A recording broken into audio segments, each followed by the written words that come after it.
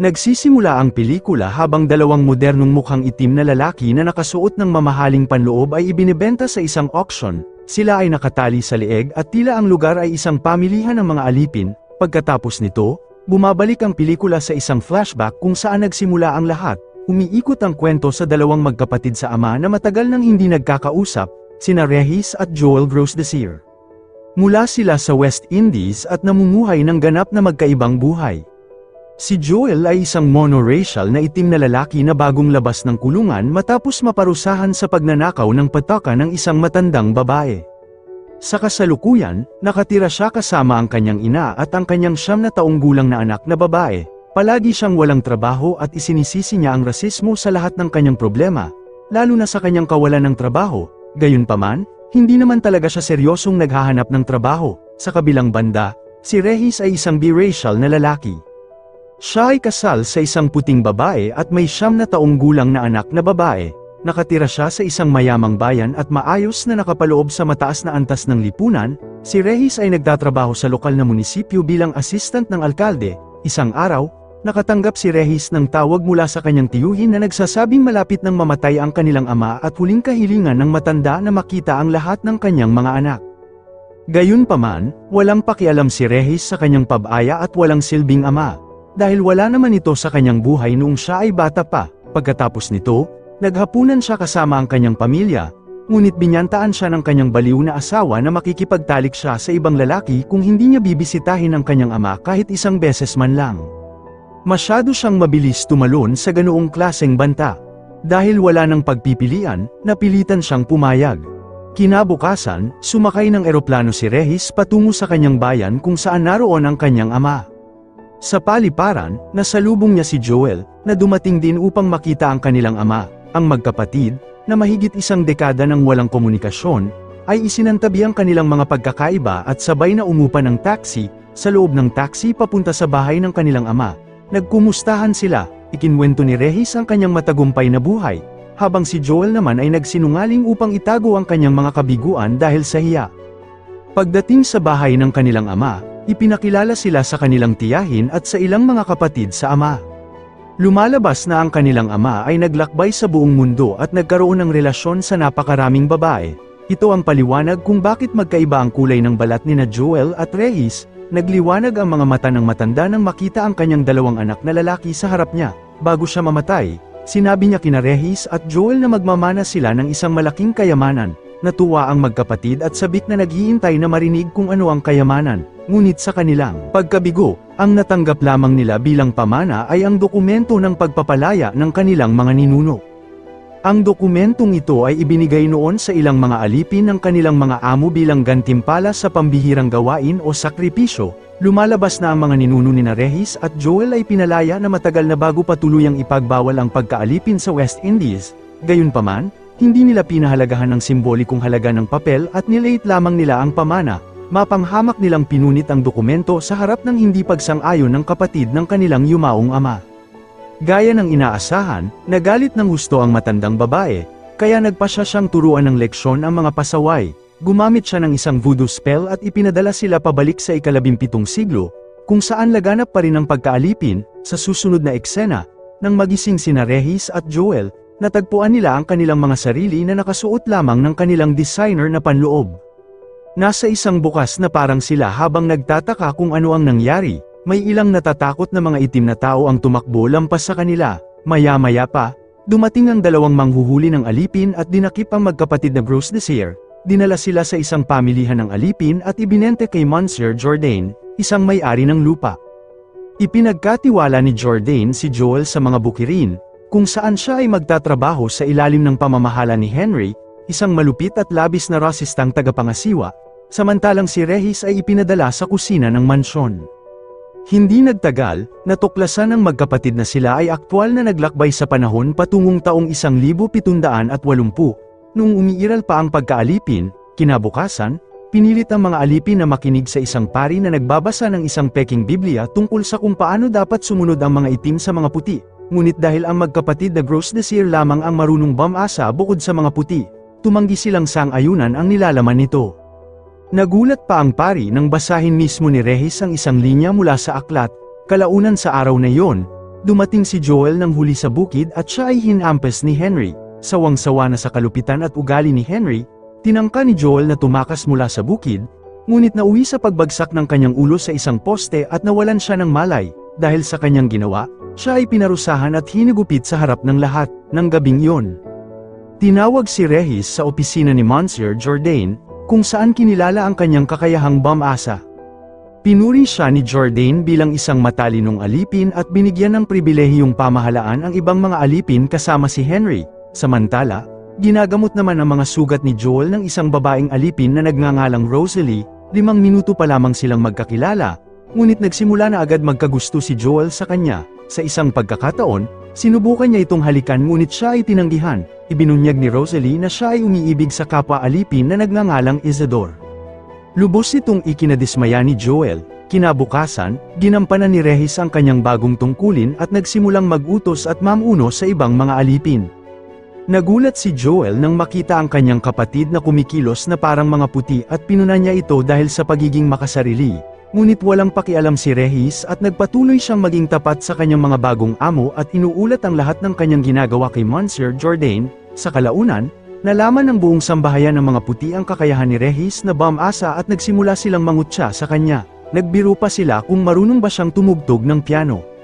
Sa ikinagulat ng lahat, napakagaling tumugtog ng piano ni Regis. Gayunpaman, humantong ito sa kanyang matinding paghagupit ng mga puti.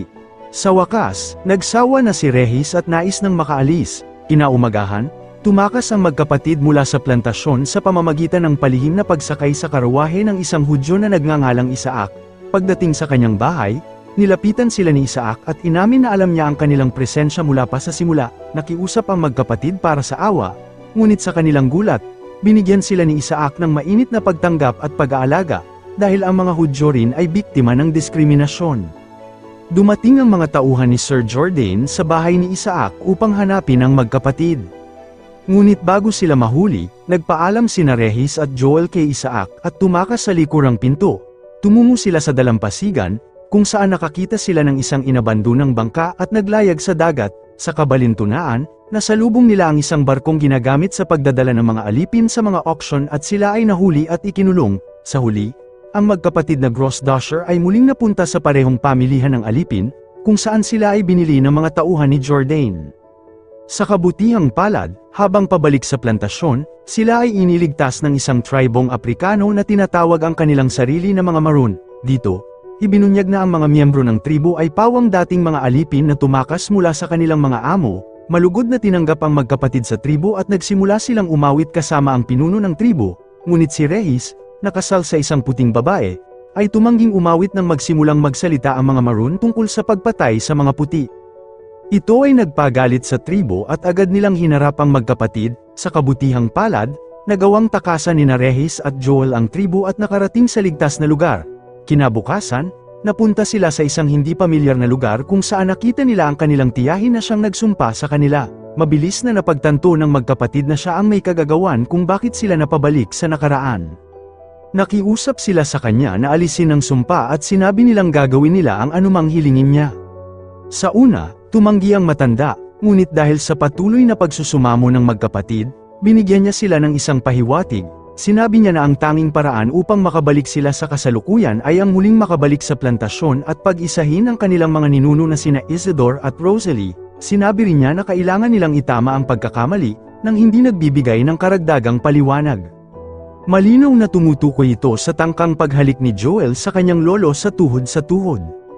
Bago maglaho, iniwan ng babae ang kanyang espesyal na pipe at inutusan ng magkapatid na hipan ito kapag matagumpay na nilang natapos ang kanilang misyon. Habang nag-iisip sila ng paraan upang ayusin ang sitwasyon, biglang naalala ni Joel na nakita niya si Isidore na tila nakikipagtalik ng oral sa isa pang lalaki. Nakuha pa niya ito sa video gamit ang kanyang telepono at ipinakita kay Regis. Medyo kaduda-dad ang galaw, Joel. Dahil dito, naniwala ang magkapatid na bakla si Isidore at nagkamali silang isipin na ito ang pagkakamaling kailangan nilang ayusin. Sa susunod na eksena, bumalik sina Joel at Regis sa plantasyon. Sinubukan nilang makipag-ayos kay Monsieur Jourdain tungkol sa kanilang parusa, ngunit nabigo sila. Sa halip, tinatakan sila ng simbolo ng plantasyon. Pagkatapos, bumalik sila sa kanilang mga kubo at nagsimulang magplano ng kanilang susunod na hakbang. Samantala, sa loob ng mansyon, ipinagdiriwang ng mga puti ang kasal ng anak na babae ni Monsieur Jourdain. Sinamantala ito ng magkapatid bilang perpektong distraksyon at nag-organisa sila ng sarili nilang salo-salo para sa mga alipin, palihim silang nagnakaw ng isang barrels ng rum mula sa distillery upang malasing at pasiglahin ang romansa nina Isidore at Rosalie, ngunit nagkaaberya ang kanilang plano nang makita ni Regis si Joel na nakikipaghalikan kay Rosalie dahil sa kanyang pagkahumaling dito. Pagkatapos nito, nag-improvise ang magkapatid at pisikal nilang tinulungan ang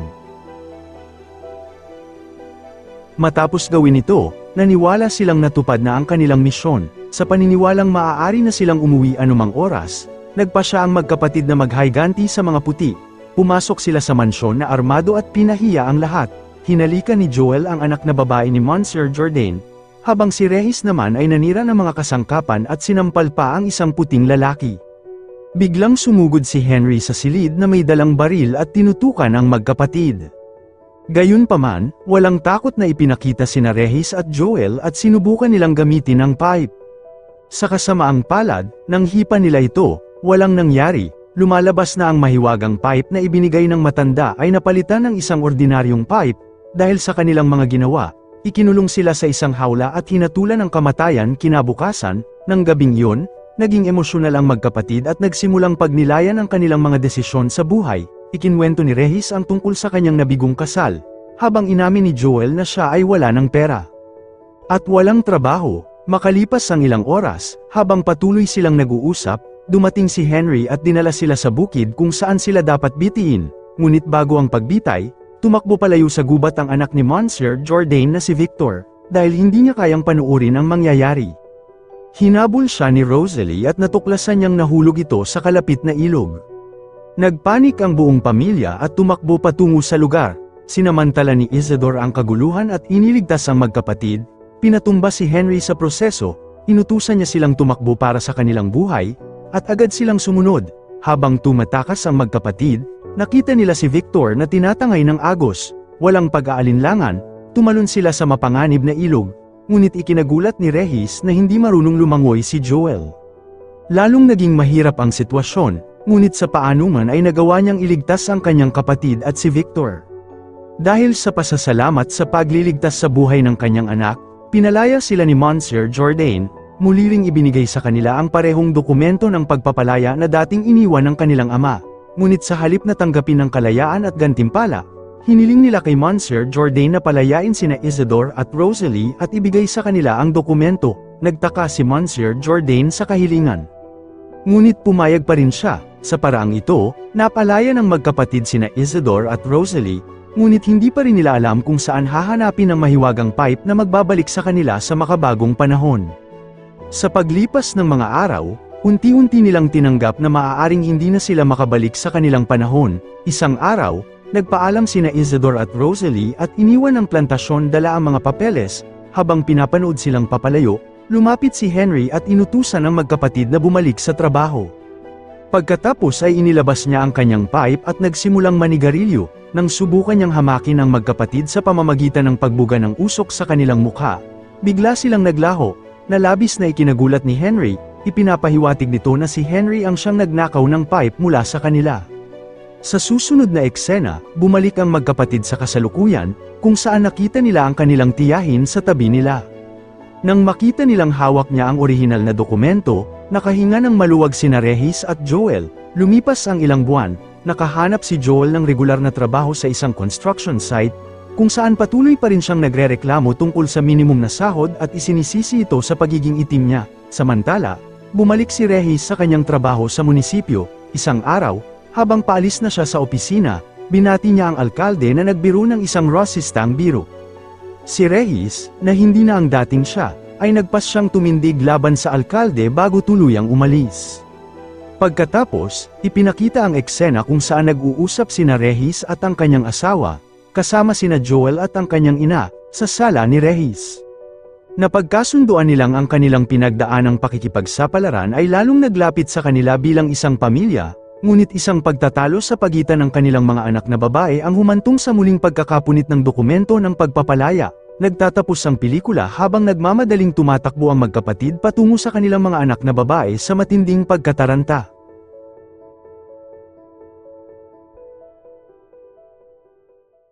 Maraming salamat sa inyong panonood. Kung nagustuhan nyo ang movie recaps for today, huwag kalimutang mag-subscribe at i-on ang notification bell.